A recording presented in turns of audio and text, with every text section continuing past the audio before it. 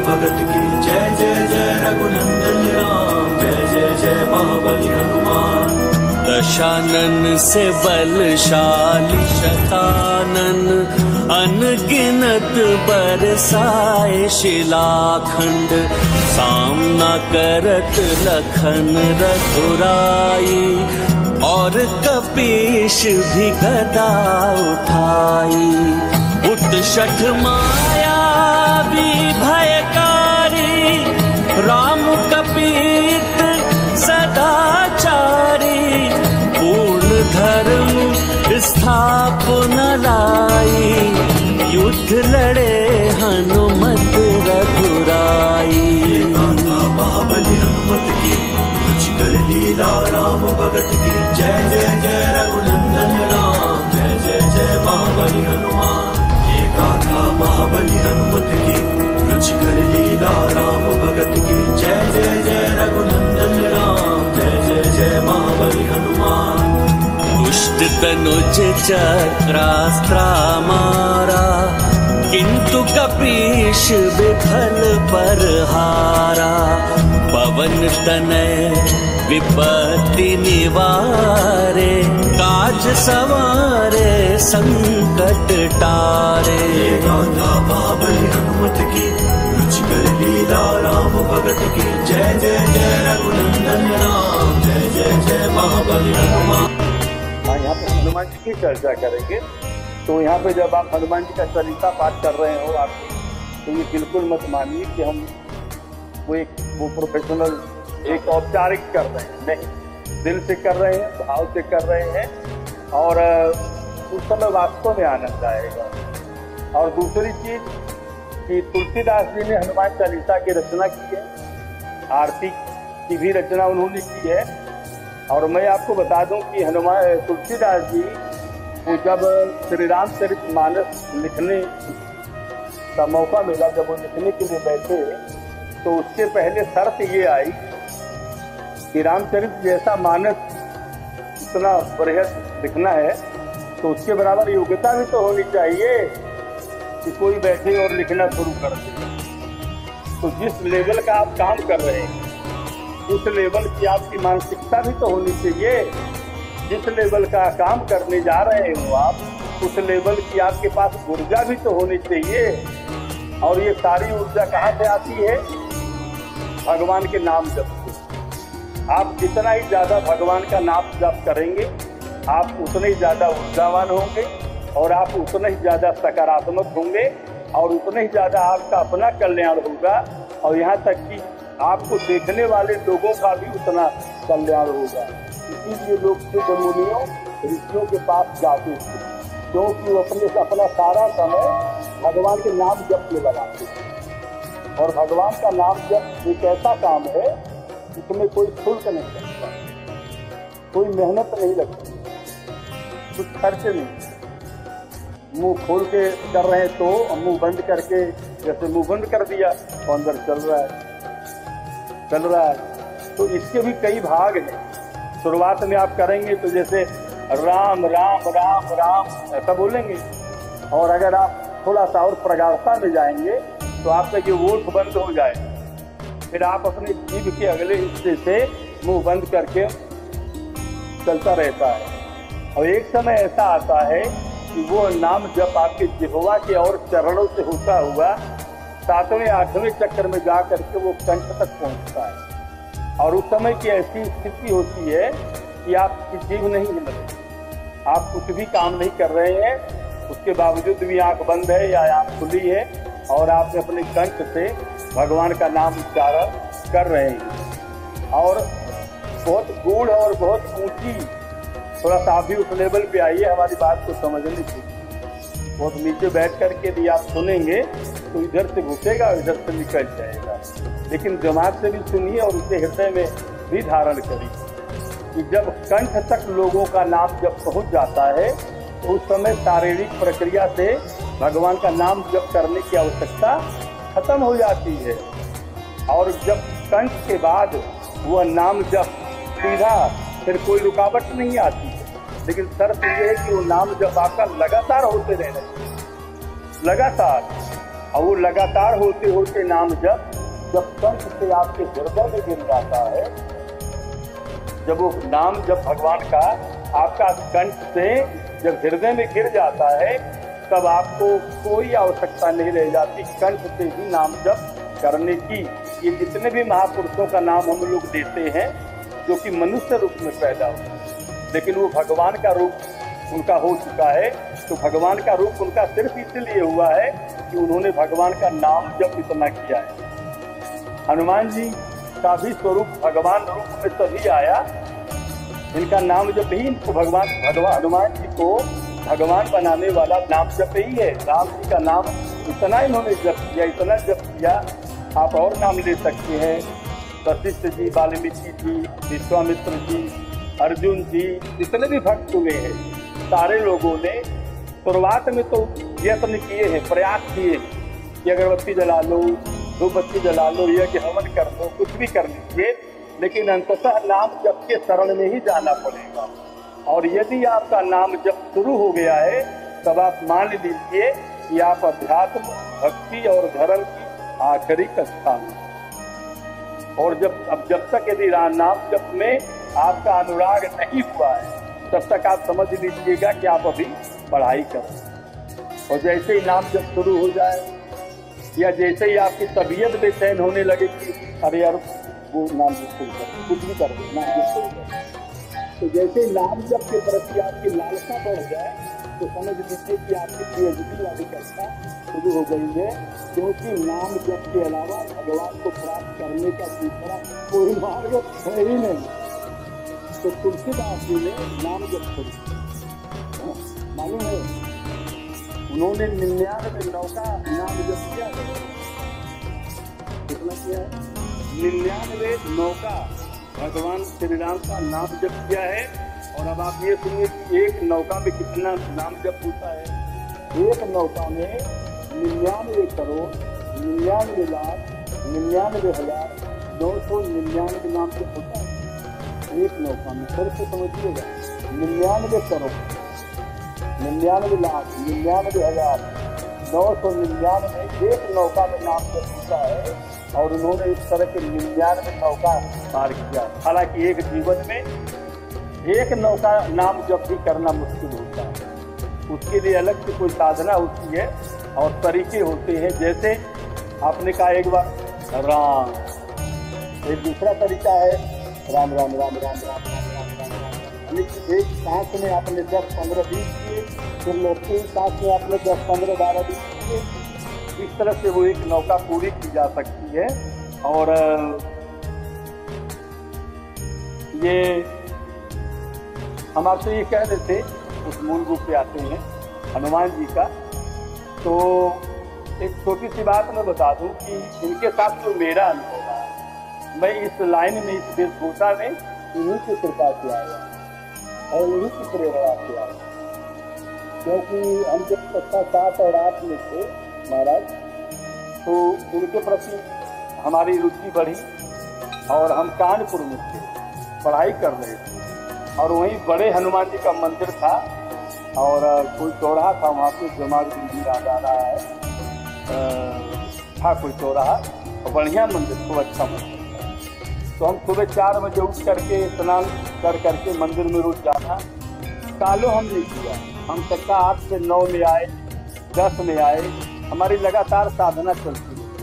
कभी कभी ऐसा होता था कि हम मंदिर में जाएं तो मंदिर का दरवाजा ही बंद रहता था, या मुख्य मंदिर का ये जो गर्भ है वो दरवाजा। तो वहाँ के ऋषि मुनि हमसे बड़े प्रसन्न रहते थे, वो अपने पास से निकाल के खूब लड्डू और प्रसादी दिया करते थे। और उस समय की स्थिति ये हो गई थी कि हनुमान चालीसा हम विज्ञान और भूगोल की बड़ी बड़ी काफी आती है ना, याद है, प्रैक्टिकल की विज्ञान भूगोल की।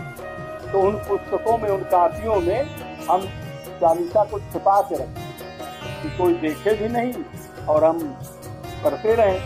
तो उस समय जो जैसे उन्होंने जो हनुमान जी की विशेषताओं की गुण की बात आती थी, तो उस समय खूब खुश हो जाते थे, प्रसन्न कि हमारे हनुमान जी। और जैसे ही वो चर्चा आती थी कि हनुमान जी लंका में बंधे पड़े खड़े हैं रावण के दरबार में, और वो जब स्थिति आती थी तो हम फूट के रूपते थे कि हमारे हनुमान जी पे इतना संकट आ गया और इस स्थिति को बरसों भी हुआ। हमारे माता पिता को भी नहीं पता चला कि ये करता क्या है विज्ञान भूगोल।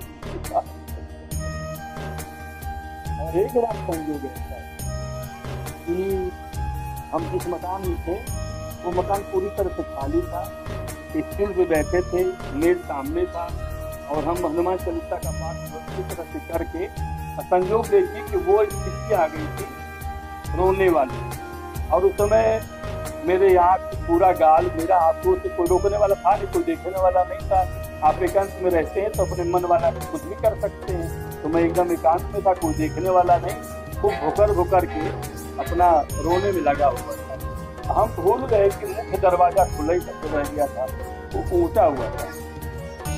तब तक एक सन्यासी आया और वो सन्यासी मुझे याद है बहुत काफी लंबे थे, 6.5-7 फीट की उनकी लंबाई, काफी मजबूत थी, बहुत बलशाली। और ये जो भगवा लुंगी है उन्होंने पहना हुआ था और ऊपर माला कंठी वगैरह और एक उन्होंने झोला लगाया हुआ था ऐसे करके।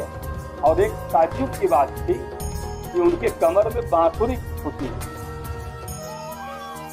फिलहाल तो हमें क्या मतलब। और हाँ, उनका पूरा चेहरा जो है चेचक के दाग से भरा हुआ, बाल बड़े बड़े थे वैसे पीछे।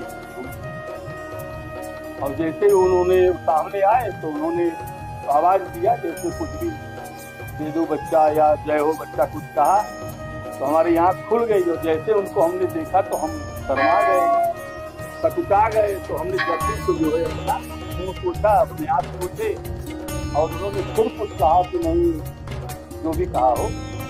तो हमने उनको थोड़ा डांट दिया कि चले जाइए यहाँ से। और वो देखिए तो वो जो बांसुरी है उन्होंने निकाली और बांसुरी निकाल के और नाक के यहाँ पे रख करके उस बांसुरी को बजाने लगे।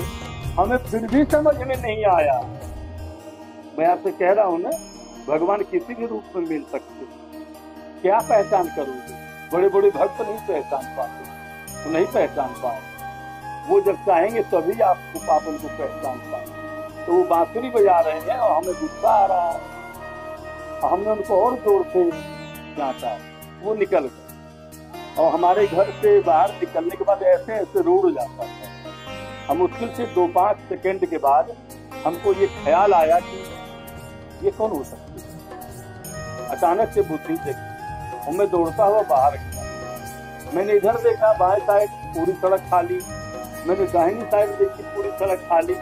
दाहिनी तरफ की सड़क जाके कुछ दूर मूर्ति थी। मैं दौड़ता हुआ वहाँ गया, हो सकता है वहाँ से घूम गए। फिर वहाँ गए तो वहाँ पे भी सड़क खाली। मैं लौट आ गया। मेरी लौटने के बाद एक परिवर्तन आ गया। जो अचानक से हनुमान जी के प्रति जो श्रद्धा, जो भावना थी, वो धीरे धीरे धीरे धीरे कम होती चली और कृष्ण भगवान के प्रति बढ़ती गई। तो हमने श्रीमद् भागवत गीता उठा लिया और श्रीमद् भागवत गीता वो 18 अध्याय और उसमें भगवान कृष्ण की तो मैं पढ़ता रहा। संस्कृत कम समझ में आवे तो हिंदी पढ़ते रहा। अब उसमें कृष्ण जी कह रहे हैं कि हे अर्जुन, मैं परम ब्रह्म। उन्होंने कहा कि हे कृष्ण, हे अर्जुन, मैं परमात्मा हूँ। तो जब जैसे ही मैं देखता था कि ये कहते हैं कि मैं पशुओं में सिंह हूँ, वृक्षों में पीपल हूँ, मैं स्वयं ही परमात्मा हूँ, तो हमें बड़ा गुस्सा आता था। क्योंकि बच्चे थे तो हमको पूरी बात समझ में ना आए, तो हम गुस्से में किताब बंद करते। गजब आदमी है यार। मतलब कौन है? देवकी जी के पुत्र हैं, कौन है? वासुदेव जी के पुत्र हैं, और कह क्या रहे हैं कि मैं परमात्मा हूँ। तो मुझे लगता था कि कुछ ज़्यादा बोल रहे, तो उस गुस्से में रख दें। फिर 2-4 घंटे बाद फिर उठा लें, फिर पढ़ते रहें। तो जब हम थोड़े बड़े हो गए और बड़े होते चले गए, तब मुझे समझ में आया कि जो कृष्ण भगवान ने कहा था उसमें, या जो कहा है वो सच था। और वह बात आप भी कह सकते हैं। वह स्थिति प्राप्त होने के बाद आप भी इस बात का दावा कर सकते हैं कि मैं परमात्मा हूँ। शर्त ये है कि परमात्मा का जो वंश है वो आपके शरीर में किस प्रकार है, कितना है, और परमात्मा का अंश यदि 100% हो जाए तो आप खुद ही परमात्मा में। और कहने के लिए तो ये पूरा संसार और संसार में विचरण करने वाले जीव जो भी है वो सब कुछ परमात्मा में। ये जितनी वनस्पतियां आप देख रहे हैं, जहाँ तक आपकी नजर जा सकती है वहां तक, और जहाँ तक आपकी नजर नहीं भी जा सकती है वहां तक सब जगह परमात्मा ही तो भरा पड़ा है। जरूरत है सिर्फ आपको देखने भर की। और एक आखिरी बात मैं आपको बताऊंगा कि हनुमान चालीसा में ये जितनी लाइन है, जैसे जय हनुमान ज्ञान गुण सागर, ये लाइन मत समझिएगा, ये मंत्र है। संकट से हनुमान छुड़ावे, ये मंत्र है। दुर्गम काज जगत के जेते, ये मंत्र है। जो सुमिरै हनुमत बलबीरा, मंत्र है।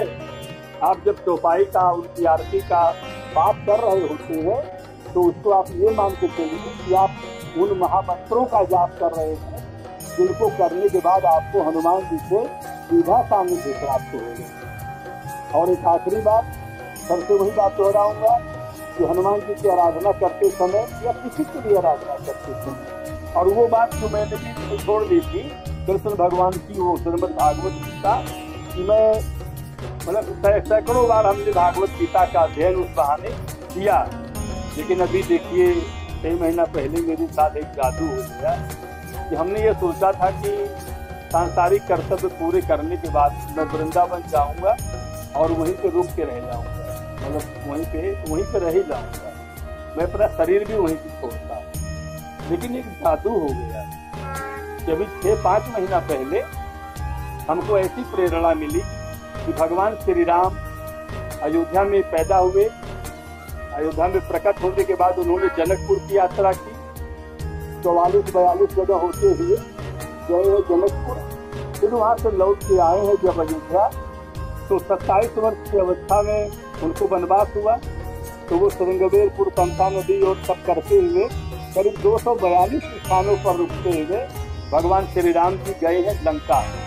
तो हमको ये प्रेरणा मिली कि तुम अयोध्या से जनकपुर की यात्रा और फिर अयोध्या से लंका तक की यात्रा खुद करो, जहाँ जहाँ भगवान राम गए वहाँ वहाँ खुद जाओ, और उन सारी जगहों, उन सारे स्थानों का विवरण आप देखिए और उसको रिकॉर्ड करिए, और जितने भी संसार में भगवान के भक्त हैं उन सबको आप दिखाइए। इसलिए हमने एक चैनल का वो किया, परमात्मा की सैर चैनल हमने लॉन्च किया, और उसी के माध्यम से अयोध्या में हम 2.5 महीना रहे, और फिर अयोध्या के बाद अब हम जनकपुर के रास्ते पर। जनकपुर के रास्ते का मतलब हम कामेश्वर महादेव बाबा के बाद, हम सुबाहुडी के बाद जाने वाले थे भरौली और उजियार, लेकिन हमारे भैया का जो प्रेम है बरसों से, और ये लगातार बोलते रहे उसमें कि भैया आप कहाँ हैं, भैया आप कहाँ हैं, तो हमने कहा कि यार अब आगे का जो रास्ता है हमको होना चाहिए था कल रात में बचपन के धाश्रम जहाँ भगवान जी की, लेकिन हमने कहा कि अब भगवान राम की चिंता छोड़ करके अनुज लक्ष्मण की चिंता करो और गाड़ी दौड़ाओ सीधे ये सहतवार। और भैया शाम को हम यहाँ आ गए और आपके पास रह करके आपके प्रेम का आनंद हमने लिया, और उसके बाद ये हनुमान जी की आराधना करिए।